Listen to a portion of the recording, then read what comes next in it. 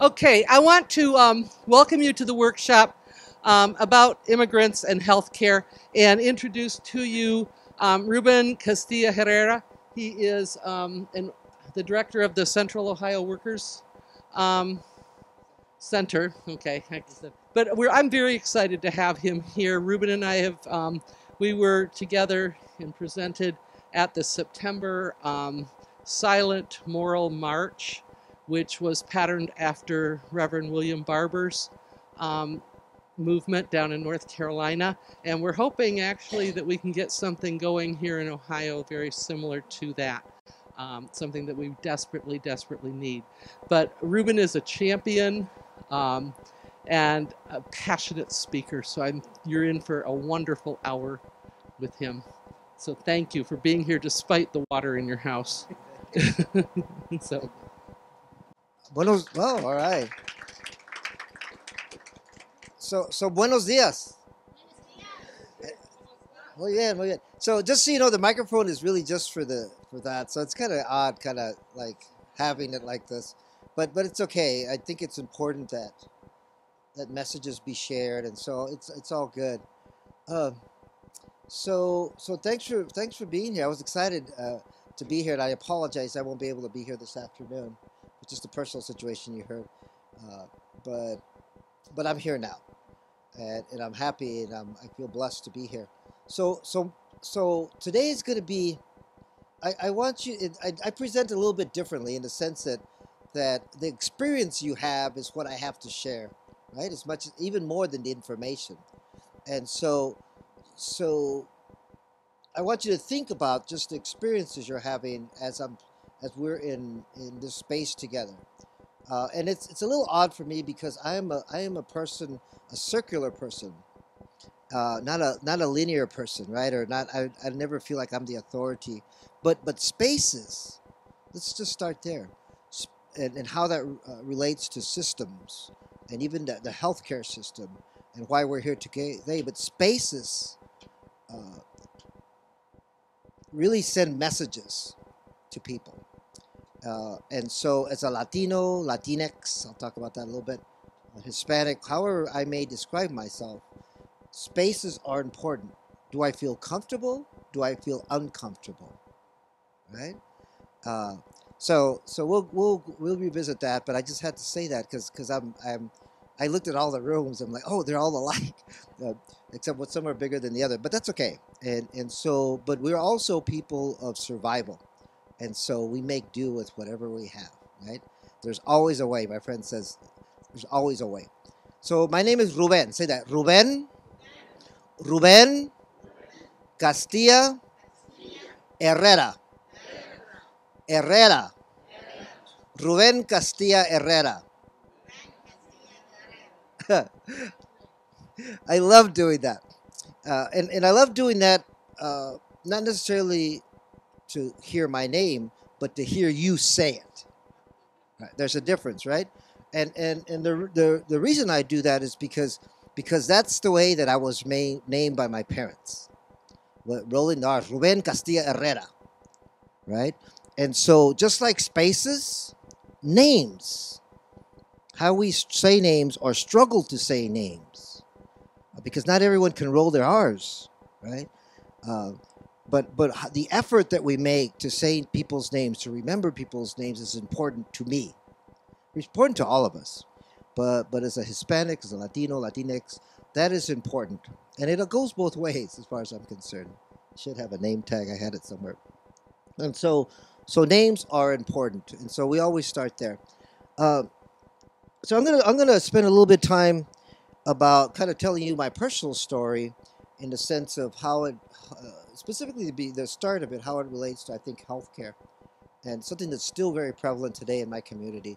And then we're going to talk a little bit about kind of the cultural context of who we are as Latinos, because as I look at you, I see Well, how many? Let me just stop there. How many of you identify as Hispanic or Latino? Raise your hand. Okay. Uh, so maybe one person, and so back to the spaces. Like when I walked into the space upstairs, I as a person of color, as a Hispanic, I do a quick little. Oh, okay, demographic check in my mind. Who's here? And or even the other is who's not here. Right. That's just as important. And so who is not here? But that's okay. So that's again, you start from where you're at and you move forward. So I do want to start with a kind of a personal story, a little bit about myself, because what I said about sharing about or experiencing the process that we're using is very much culturally relevant to everything, including healthcare. And for us as Hispanic or Latinos, it's about being personal. It's as personal as we feel comfortable with, and it's about sharing who we are, sharing our story, but also hearing yours. We don't have time to do that, but if we had enough time, in order for us to move together, if I want to share with you my healthcare needs, I would need to know who you are. I would need to be able to feel like I can trust you, right? And that, guess what? What does that take? Exactly.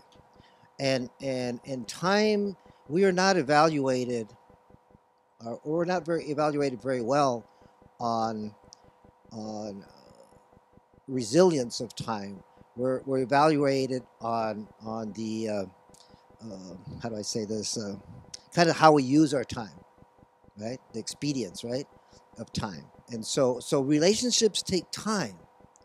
And as a Hispanic, as a Latino, Latinx, it takes time to get to know us, and we have to feel trust. The good thing about our culture in general, and let me just say this right now, and I want everybody to hear this. Ruben Castilla Herrera, am not speaking for all Hispanics, right, or all Latinos. I'm speaking for this one. And so I don't want to get that out there, because no one speaks for all Latinos or all black people or all white people or all women or all queer people or all trans people or anyone else, right? You speak from your experience. Having said that, I've been around, right? And I work with communities. And so I know some information just based on my experience. So don't go out there as, well, Ruben said this and this and this. Because I happen to be Mexican American. And that's different than what? What is Spanish? Very good. It's also a language. People ask me, "Are you Spanish?" Like that's like, and I want to say, "Are you English?" You know, so Spanish is a language, and that came from where? From Spain. Okay. So not all Hispanics or Latinos are the same. And I called on you because I knew you were from Cleveland, correct? Because in Cleveland, the Latino community in general, the largest is what? Oh, how do you know that? Oh, that's right. Excuse me. I'm not going to argue with that. I'm not going to argue with Cleveland, or City of Champions, as they call it. And so yeah. And so I'm different than Puerto Ricans. Puerto Rican is an island, right? And we're different than Cubanos, no? Yeah. I met a Cubano the other day, and he's like, "Oh, ¿cómo le va?" Like, I mean, just the way he talks. I'm like, I didn't really recognize it as Spanish, right? And so Puerto Ricans, Cubans speak differently. Okay. So take note of that as well, the language differences. And not all Hispanics or Latinos eat tortillas or tacos, right? And empanadas are different in different cultures. Empanadas, you know what that is? An empanada? It's kind of usually, as I grew up, it was a pastry, right? But in different cultures, Venezuelan, Colombianos cultures, it's a meal. There's meat or potatoes or something in there, not sweet things. And so we're all different as well. So Ruben, my story, and this is how it's relevant, I think, to healthcare from my experience. And I tend to share, to be personal, because I'm comfortable with that, sharing personal stories. But not everyone is comfortable. Not all Latinos are comfortable doing that. But I was born in the country of Texas. There you go. That's a little delayed reaction. What's that? The Republic of Texas. And the reason I say that because Texas is kind of its own little country almost, right? But I'm a Tejano, and my grandparents were undocumented immigrants in this country. My parents were born in this country, but I was born, and so born here, and so I've been using. You've heard me use Latino and Hispanic and Latinx interchangeably, right? Uh, but when I was born in a Hispanic kind of a surrounding. So everything that I heard, everything that I smelled, that I ate, that I saw, the community, mostly my family, was people like me.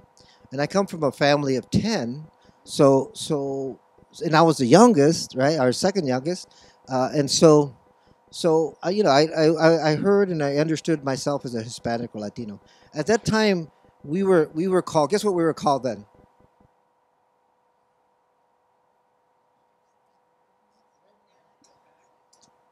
Interesting. Let it out. Let it out. uh,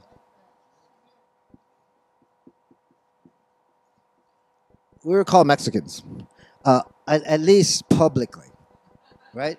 Right. And thanks for putting that out there because we were also called wetbacks, but mostly spicks. I haven't heard that for a long time, which is a derogatory term, right? And I'm conscious of how I use that term, but that's only in the sense of the context of today, right? And so that I'm not that should stay here, and I'm serious, right? And how we use it. Okay. So we were called Mexicans because we were brown, right? But we were born in this country, right? And so that's how I was born in the United States as a Mexican. And at the time, I suppose this dates me, is that in Texas the schools were still segregated. Uh, but because we were in between, we weren't black, right? And we weren't white. They didn't have separate schools for Mexicans, but we went to school with the white community, and the blacks went somewhere else. Kind of caught the tail end of that as I was in the first grade. Yes, sir.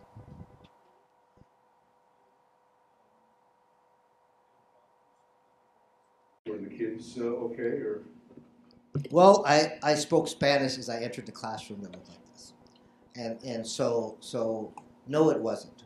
And so when you walk into a classroom and back to the setting like this, right, and images around, it was kind of like this actually. It was called FC Weinert, named after Weinert. I don't know who that was till later, right? Named after someone that wasn't in my community, or that wasn't a name that was familiar to me, and so I was uncomfortable in a sense. But uh, but I realized, well, when you come into a classroom like that or into a doctor's office, you don't speak the language. Where do you think how do you think you feel? Right? Uneasy. In a classroom, where do you think I sit? back? Absolutely, in the back. And that's where I sat. And that's where we sat, right? And the instruction was in English. So think in terms of how this translates into healthcare systems.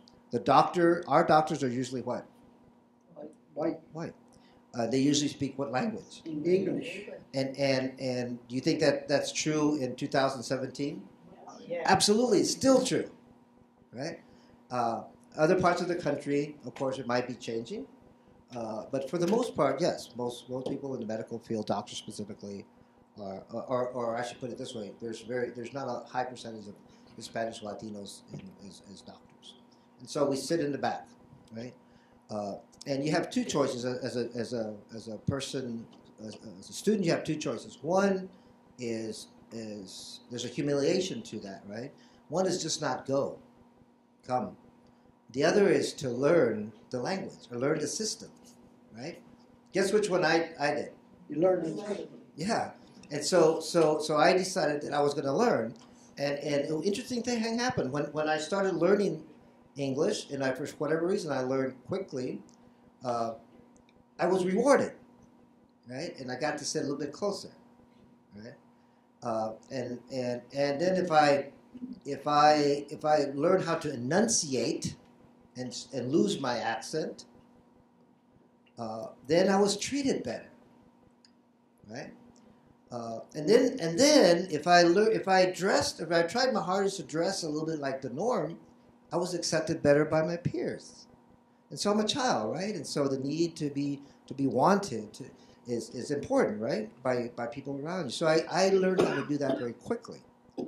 Uh, uh, but my oldest brother Raul, who at the time was Roy, his name was Raul, but they called him Roy, right? Because that's what we do with names, right? Translate them. And so Roy and Raul didn't want to do that. And we'd walk to schools in the morning, and Raul would go off. Right before he'd get to the school, he'd go somewhere. And then afterwards, he'd meet us on the way back, right? Who knows where he went. But he didn't make it through school, right? He chose not to go through that, right? And so that's the process of kind of assimilation, right? And so I perfected that because I was a person that as I was getting a child, I needed to be wanted by those around me. And I was in schools, and that's just the school, but that's how we are everywhere. I mean, like, go to the mall, Polaris over here. You go to schools, you go to the doctor's office, you go everywhere. The predominant language is usually English, and so it's a challenge. So even today, in as far as healthcare, language is specifically for immigrants. The fastest growing Hispanic Latino community is language is still an issue. So you bring an interpreter with you, and the interpreter is usually a what? A family, and usually a child. Yeah. Right. So think of the responsibility. So even though I was a citizen and I was a Mexican at the time, I became that family interpreter, right? And so I learned kind of like medical terms from we went to go see a doctor. Or we were farm workers, so I learned how to speak to the farmer, and I learned how to filter that to my father, who sometimes was an angry person, right? And I didn't want him angry, so I kind of, it was my mediation. My skills I learned how to communicate came from that, right? And so that was the situation. But something else happened, and this is where I was going actually, was that my mother passed away when I was 4. My mother died of breast cancer, so that was even before what I was telling you. And I was 4, right? I mean, what are 4-year-olds? What are they 4-year-olds like, right? And so I remember that I don't even know what I didn't. We were poor, and I did not. My parents, my dad didn't take me to a psychologist or a counselor, or that wasn't offered in schools, and so I remember, the best I can remember or think about it is that maybe I was in shock for a couple of years, and I used to cry a lot, and I would see things, and I would be, sometimes I would hide in the restroom corner, in the closet. There's a closet in the restroom, and I'd cry, and I think I saw somebody was looking at me, and sometimes I'd say I saw her mother, and it went on for quite a while.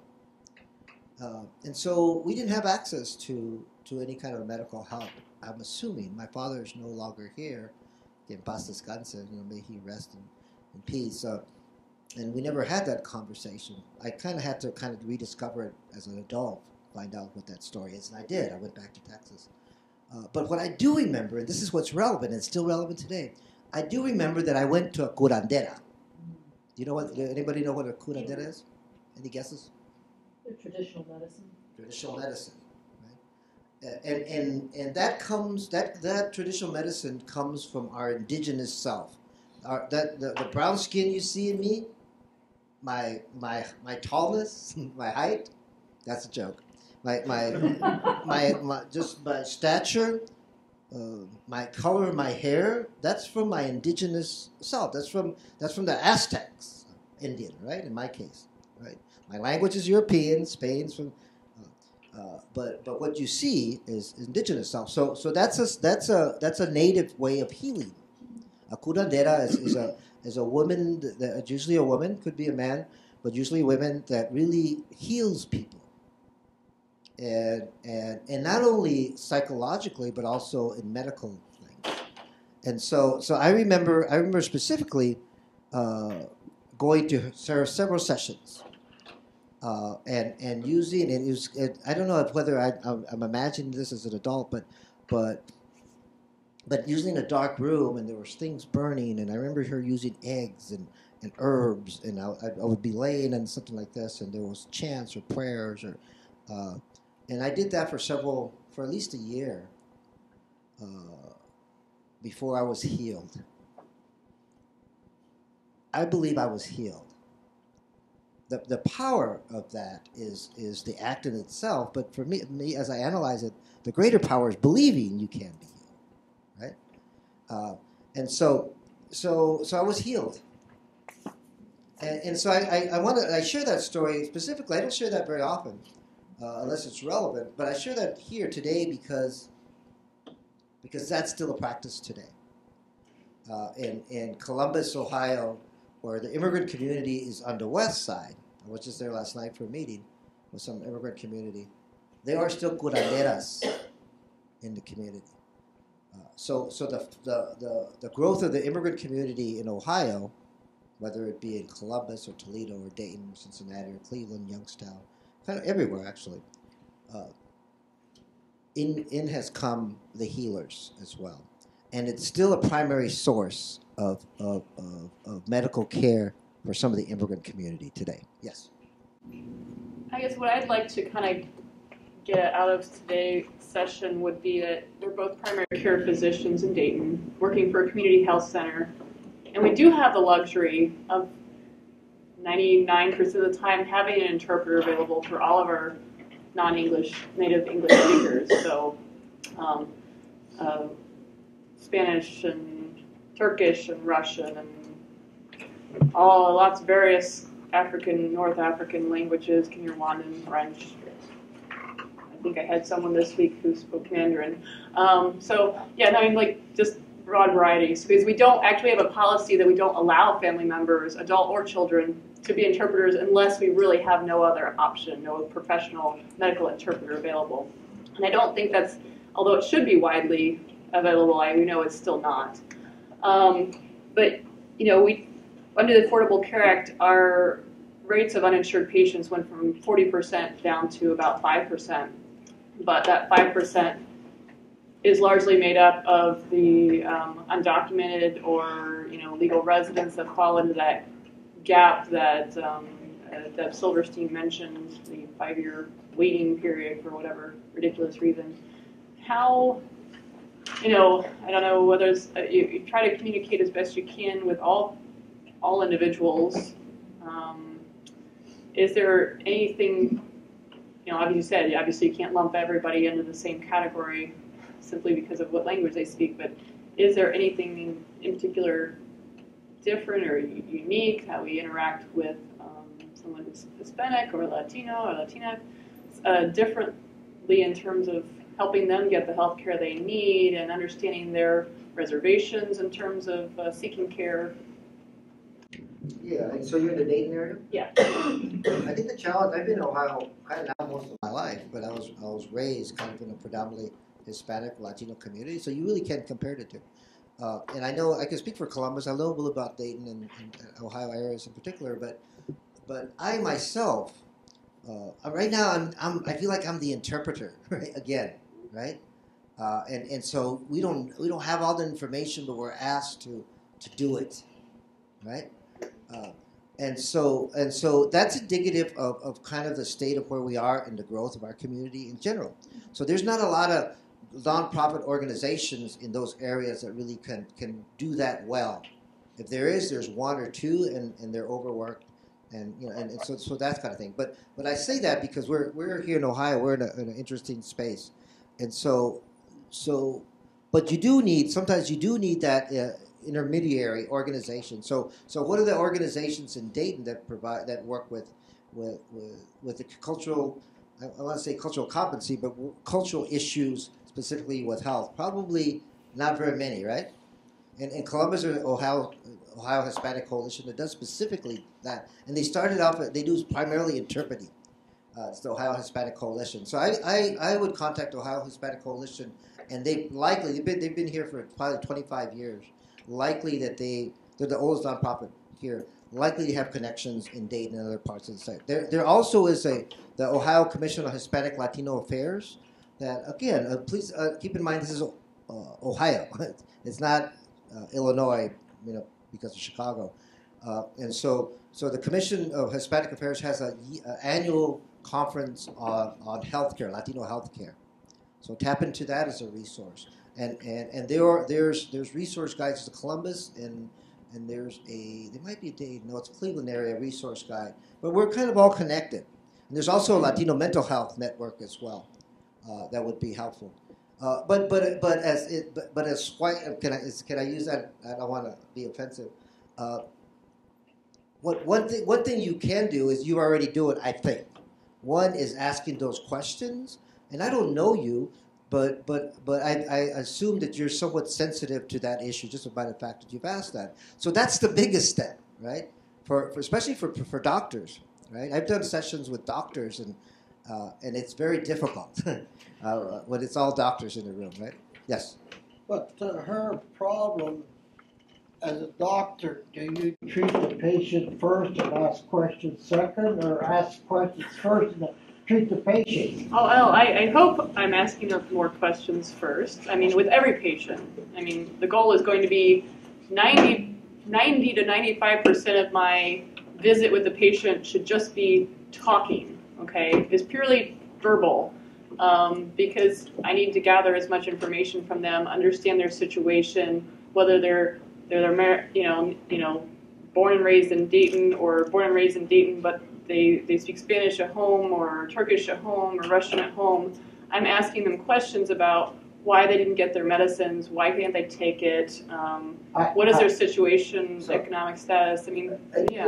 I understand what she's telling me, but the problem lies, you have a sick person or an injured person. Do you take care of that problem first and then attend to the other problems if they can speak that doctor? Depends on the urgency of the problem. Like I said, it depends on the urgency of the problem. Just listen to that interaction, right? And think if I'm the patient, right? And not speaking English or not feeling comfortable. So how am I going to feel? And so about that. And so I think what I was going to say is that the great thing I think in general about the Latino community that I work with is that there's great. In general, we're very conservative as far as family values, and other even other issues, right? We come from a very conservative background, and so. But what we do like is what we appreciate is when non-Hispanics, non-Latinos take the time to care and ask those questions. And even, I mean, I learned English, right? Learned Spanish, right? And it's not a difficult thing to do, or hire someone that speaks Spanish and understands kind of the cultural aspect of it. But we do know, we do sense when non-Hispanics, Latinos are there, and we use kind of our instinct to feel whether we're comfortable with them or not. But all it takes is one thing for you to say that we may be offended by, and we will not come back, right? And not only that, but we'll tell our friends, right? And so be conscious of that, right? And we all make mistakes, right? And it's not so much just saying it, but not being aware of it, right? And so we're used to we're people of faith as well in general. Understand that in general, pretty much. And so most clergy say in the Catholic Church, most Latinos are not Christian, but most Christian Latinos are Catholic, right? Think about that one. And so most of the clergy are not here in this country are not Latinos, right? And so they speak Spanish and they understand us. They speak like us. And so how can I, as a professional or someone in working in healthcare, what is it that I need to do differently or learn, even at my stage of life? It's never too late to start, right? And so I think that that's important. You're asking the right questions. So looking at organizations that might be helpful in your area. I would the Hispanic Ohio Commission on Hispanic Latino Affairs has a website. It's a little bit hard to navigate. I looked at it before, and I spoke to them before I came here about it. And actually yesterday, I didn't, unbeknownst to me, because the reason they had a day-long conference on Latino medical issues in Ohio. Who knew about that, right? I didn't know about that, and so making kind of tapping into that. I'll give you my information and my card before I leave, because I'm prepared to be that. That's part of what I do, is to help kind of connect people to that. Are there any questions? Kind of what I spoke about, because to be that people could rely on this wall between public benefits and immigration, and because of the attacks on immigrants now, all over the country, we're finding families that have any undocumented members are just disenrolling, and it's for benefits even for people in your family who are eligible. Like for Medicaid, you've got to be here for 5 years before you, as an immigrant, as a legal. As a document. Right. If you're undocumented, forget it. Right. It never could get Medicaid, but a lot of families have members who are undocumented, and there's so much fear that people are withdrawing from public benefits. And I'm an enrollment navigator, and it's just horrifying. And I wonder to what we've asked the lawyers at Legal Services, what can we tell people? And they said, we can't promise that Ohio Medicaid won't turn them in. We don't know what will happen. So she's speaking a little bit about the fear. So there's two groups of people, understand that, or more than two, but there's the undocumented and the documented, like myself, right? And so those can be two completely different situations. Let's talk about the undocumented, because right now, since number 45, we are living in I won't say his name. That community is living more in fear, correct? And so what that means, when you live in fear, you're hiding more, right? And so that has an effect. For those of us who have been here, we're more likely to be living in the poverty level. We're poor. We don't have our education level is, although it's rising, we're less likely less likely to go to a doctor, right? Still. And so despite the situations you're talking about, there are two different situations in communities with the kind of the same issue. Could they go after you? They couldn't do You that. were born here. No. The question. I mean, I don't want to get too much into that, but I will tell you a quick story. Yesterday, we did a workshop on Know Your Rights at Ohio State. I was part of it at the law school a couple weeks ago.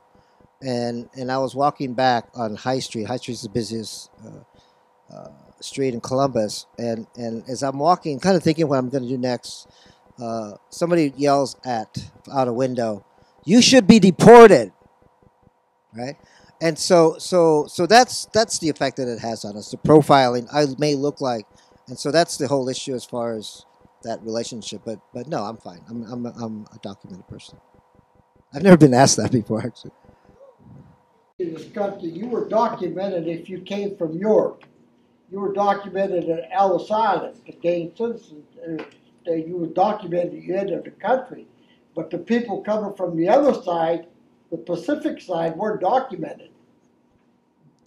We didn't have islands in California. Yeah, and again, I don't want to get into too much into the immigrant story, but that's relevant, and I think much more because the Central Ohio Workers Center works with low wage workers, and so in the workplace we're less likely to have insurance benefits, right? We're for the most part we're low wage workers, and so we don't have health insurance, right? And so it's also a worker issue. So you see the connections of worker rights. May 1st is coming, right?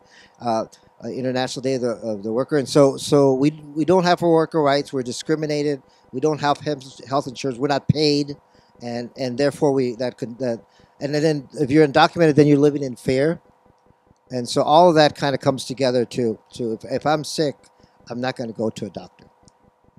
So we're looking at undocumented and documented. Well, then, would this be language of solidarity that for us as white, those of us who call ourselves white, it's all an illusion anyway, but you know, it is real because of who gets pulled over and who doesn't, right? I mean, nobody's going to yell at me out the window, you know, I understand, go back, yeah. right? So should we be calling ourselves documented?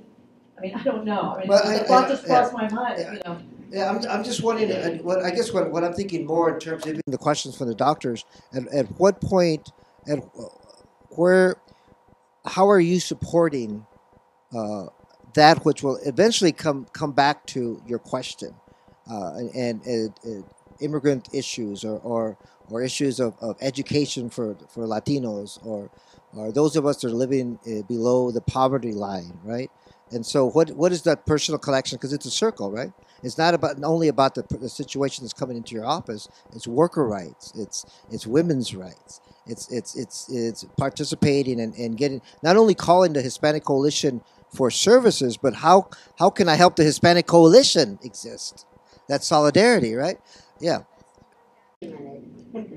What are the best things we can do? The good news. Well, the good news is that we're coming together. The good news is somebody was invited here, and you know why Debbie invited me? Any idea? First and foremost.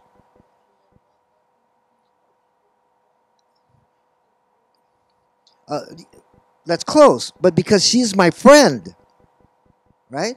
Because she knows me, because she trusts me, and you know why I accept? You know why I accepted? For the same reason. Exactly, right? And there's connections. Connie, who I know well and I respect, knows her, and so we're more likely to show up to your office or to the service if there's a personal connection, right? And so that's no little thing, right? And so how are we making those personal connections? How are we supporting? How are we showing up? What is it that in my community, because it's the Latinos in Dayton, well, Dayton in general is different than Columbus. It certainly is different than Toledo, certainly different than Cleveland, right?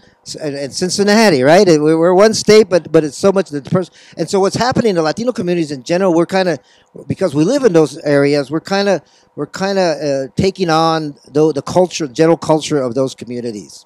In Columbus, we're confused. Like, we don't know, are we a city? Are we a big city? Like, I mean, we live in, Columbus has like German village. I have yet to see like Germans, or hear German, right? And so we're taking on kind of the personality of the city, right? And if it's political controversy, then that's where we're at too, right?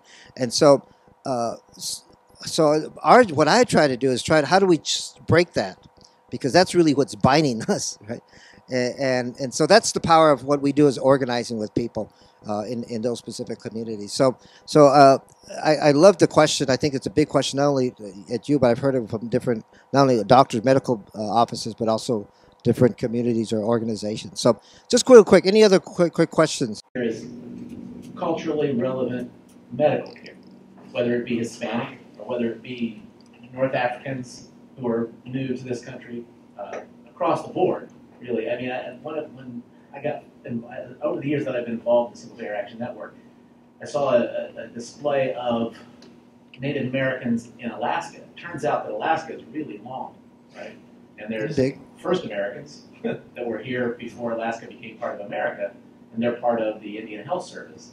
And there's the program is called the NUCA system. But what they do is they have an entire social team, basically, that relates to the patients when they come in. It turns out that some Alaskan natives on the western end are very forthcoming about speaking about their issues. On the other end, they're pretty closed down. And so it's a completely different culture, although they're all Native American Alaskans, right? So they had to just, put a team together, basically, to get them to open up to the medical professionals who are trying to, provide services. The other thing is where you locate. The cultural relative. The other thing is where I ask when people talk about that they're culturally sensitive and talk about issues. I ask, where do you live? Describe your neighborhood for me, right? And so where you're located, because if you undocumented immigrants in general can't drive. I mean, they can. We do drive. They do drive, right? But it's a risk, right? And back to number 45 is a greater risk. And even those DACA eyes, people that are documented, that have DACAs, young people are at risk now, are being deported as well. A few have been deported. And it's no different than poor communities in general, because those of us who cannot drive, or are afraid to drive, or might be arrested if we drive, or somebody with us. I mean, so there's attack on communities of color in general. It's all connected, right? Poor communities. So it's not just about immigrants. It's about poor working class, poor, and not just people of color. It's also a community where my house is, what we were talking about earlier. It's a poor white Appalachian community, right? And so it's really reflective of kind of the state of America in general. So it's a bigger issue. Public and your professional capacity, and you're dealing with healthcare in any capacity, you're asking those questions and not being afraid to ask questions of what is your education level, just so I can understand where you're coming from. You know, what is your documentation status? I do ask patients that, and somewhat hesitantly, because I mostly don't want them to feel scared that, oh, I'm going to document this for other purposes. And I know that's a real fear, and that's a real fear they have. And so I'm very upfront of saying, you know, I really just want to understand better why you don't have insurance. So if there is a way to get you insurance, we will help you with it. But if there isn't, I just need to know why, so I don't keep asking you the same question, and I can direct you towards services that will better help you and are geared towards people who are uninsured and cannot get insurance. They're like the reach out clinic that provides medications to many of my undocumented patients for the long term, whereas for most people, they only provide it for a short-term period. So I can get those individuals, and just my language and talking to them is all, this is all for just to get you better care.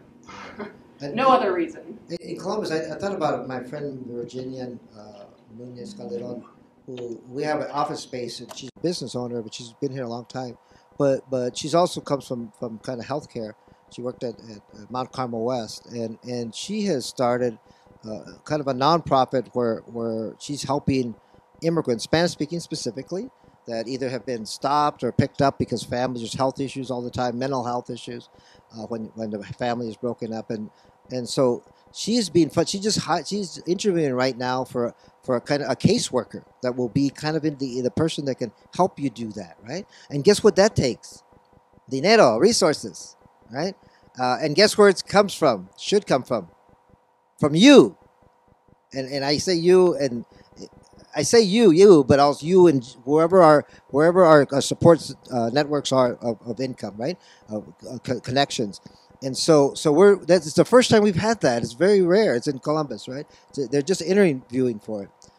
And so those connections, supporting those finding out who they are, I would be happy to act as a resource to that. And why I may not have your specific answer, I do have the connections that can help you get connected. And there was a question over here. Hoping that I would learn about the affordable health care that is available to the immigrants. Just so that it's important to you to know who I am, because it probably would explain why I'm asking the question.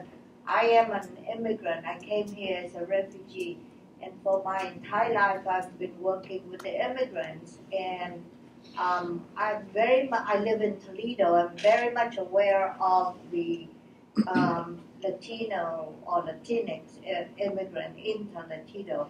What I'm hoping you will give me the information is, I understand you touch on the part of the immigrants or undocumented immigrants reluctant to go and have health care.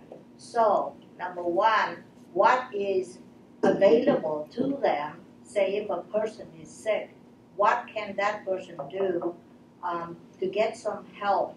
And what happened to the children who are living in this region, as far education is one big thing, but healthcare available for them, just simple preventive medicine or something like that, or even in the case of serious illness. Where do they go? What organization? You mentioned several, and I put down several, but what are other organizations that you can hook them up and get them help, not just for one time, but follow up if they do live in the farming community longer than the season, then what can they do? Number three, the last is as we, as the citizens or the documented citizen or documented immigrants from here, what can we do to help them? The ACA probably won't last for very long, but in the meantime, in the current situation, what do we have? Yeah, that's a big question. Those are big questions. I don't have the answer for the statewide. I can speak to what's happening. Yeah, and so here, if I go to the Columbus Public Health Department, the Columbus Public Health Department does accept undocumented people, immigrants, right? And so that's a big. That depends on the city you're in, and that's connected also to the. You've heard the term, the whole sanctuary city process, right? And so I could say that actually the Columbus Public Health is a sanctuary public health space. It was even before the mayor announced it. And so that's where it's relevant to immigration, kind of the whole talk of immigrant justice and immigrant rights. Is what is by public health department, who are they serve, and what are the requirements for those that have papers or who don't, or the poor or those who have resources, right? So the health department. The other thing that's very real, and it's even in my community, I have to go back to my house in a minute, is there's faith communities that provide healthcare services. In our community, it's called something lights. What's it called? Lower Lights. I can go in there, right? And at no cost see someone, or they'll refer me. But they have doctors on staff. So we have relationships with certain doctors, and so us or me as someone who's been around the community, when someone is in need of emergency care, I will tell them to go to Mount Carmel West, to the far Doctors West. That's where I know that they will not be asked for their papers. In general, people are willing to pay, right? It's not, that's not the issue. The issue is showing your papers, right? And so I know specific hospitals where they will go. I can go, and I can guarantee. And I know people that work there, right? That in an intake. So that's because of those relationships. So there are specific public spaces, and there are specific people faith spaces, and also for-profit hospitals that where we recommend people to go specifically. And so finding out, I don't know where that is in Toledo. I'm assuming that Adelante might be a group that might be help. I'm not sure what their focus is, maybe or not. And I know Bademar works a little bit with immigrant, a lot with the immigrant community locally. He's always gone, but traveling, but he certainly has that connection as a longtime community person there. And so find those people. In Cleveland, it's another, whether in your west side where the Puerto Rican, Mexican or community lives, and in Cincinnati, the Cincinnati Worker Center also helps with this. They're immigrant. And in Dayton, there is a Dayton network of immigrants, and I could connect you with. I can't think of that at the top of my mind, but make sure I have your contact before you leave, and I'll connect you with some of my contacts so that might be able to help. ABLE, which is mostly a legal organization that helps, but they're also connected because healthcare is connected to everything. Maribel, did you hear Maribel Trujillo? The woman was just deported. I mean, she's got children that have healthcare needs. It's a 3-year-old, right? 4-year-old, and so it's a matter of getting connected to those, and so that's kind of where we are in Columbus. And I would love to get your information as well. I was in the refugee camp in Arkansas, Little Rock, Arkansas, before I settled down in Columbus, Ohio, here. And actually, I went to medical school at Ohio State. So. Oh wow! So and then even though this is not all immigrants undocumented are Latin American undocumented, right? And somebody just pointed that out. So in Columbus, there's a Somali community which are refugees, which are a total different status of why they're here, why they've been brought here. But Somalis are now being detained as well, and I'm not sure deported yet. I know there's a case in, I think, North Carolina or Georgia. Actually, I was just reading about yesterday. And so what are the specifics, or what are the organizations that work with that specific community? In Columbus is the Community Refugee and Immigration Service. they actually do resettlement, but now they're having to refer, and they have those relationships with doctors as well. So finding those organizations, and those refugee resettlement programs are being defunded under number 45, and one actually in Columbus is closed already. There's three. The largest one is still there. Now they're doing fundraisers. I mean, they're doing like, because they have to do that, right? Because the money's being cut off on the federal level. So finding those organizations that help refugee communities, and just so you know, refugee communities, at least here, prefer to be called New American because refugee has a stigma to it, right? And just like just like looking like you're undocumented when you're walking down High Street, and so knowing where those are, identifying, participating, making resources available to them. And because it's got to be it has to be two ways in order to go. But the good news is that since the beginning of the year, these kind of conversations, at least since where I've been, are happening more often. People are starting to rise and start to understand. But rising is one thing. Continuing and sustain and being resilient is another, because it takes time and resources. Well, some of us have been doing it for a long time, right? And it gets tiring, but we have to be able to rise together. That's how we're going to continue. Just a couple more questions. Someone who hasn't asked a question back here. Caribbean American daughters, and as a nurse, when I was working, I kept my married name when I was divorced.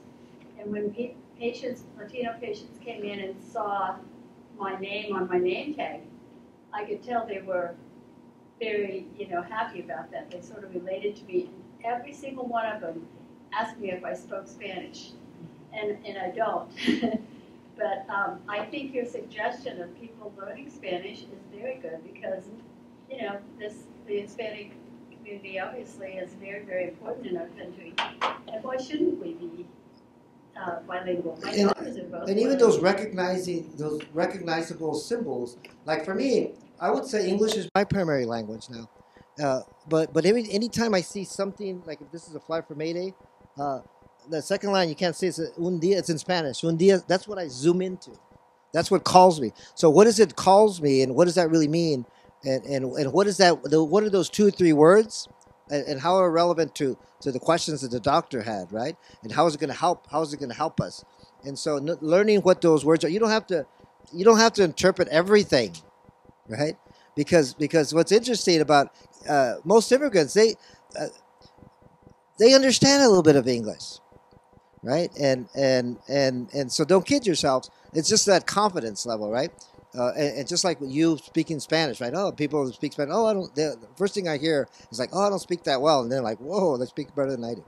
And is that the challenge when we're coming together and ask these questions about how do we get along, how do we provide better service? The other side, the hate side, will show up in force, right? And so don't discount that. What are we going to do about that, right?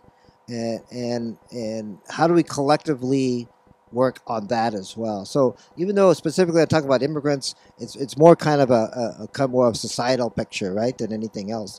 And so how are we going to work on the hate? Because if I have an experience on my way to your office that's hateful, I won't go there, right? Has nothing to do with you necessarily, but at least it'll stop me, at the very least, from that visit, and that might be the crucial visit, right?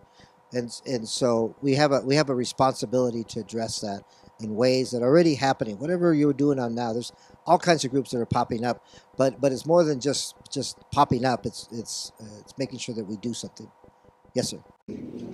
My experience with the Mexican community in particular, I'm from New York, and we have a very large Mexican population back there, and I've been hooked into them for a long time. It's not so much the economics, because I know tons of these people who do very well economically, have wonderful homes and so on, but culturally, they never did the college thing, and culturally they stay in their own communities, and they work for each other, and they work with their hands more than anything else. They're carpenters and builders and so on and so forth.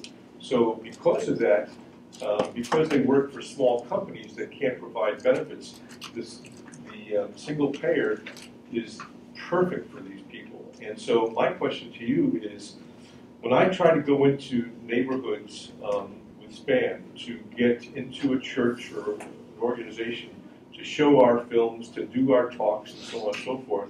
If the trust level isn't there with the minister or whoever is in charge, it's very hard to get into those places. So we have a large Puerto Rican neighborhood on the west side of Cleveland. Do you have connections there that you could help us to get into those communities? Because oftentimes, as you know, if the person doesn't trust me, but they trust you, and you're saying, well, he's part of an organization and I trust this organization, then we can possibly get into those doors. Do you have relationships? Do you know Max Rodas? Say it again? Do you know a person by the name of Max Rodas, R-O-D-A-S? No. He's got a church on the west side and a nonprofit organization operating out of his church that has a staff, like a legal staff, like an attorney and a medical person. And so I can't remember the name of the church, but his name is Max Rodas, R-O-D-A-S. I not with me, but I can get to make sure that but Max could answer that question for you and connect you like that. He's been around the community a long time, and I believe he's Puerto Rican. He may be South American, but he's been in the community, well trusted in the community there. So definitely you can get a hold of him. But make sure I have your information. Okay. All right. Anything else before we close?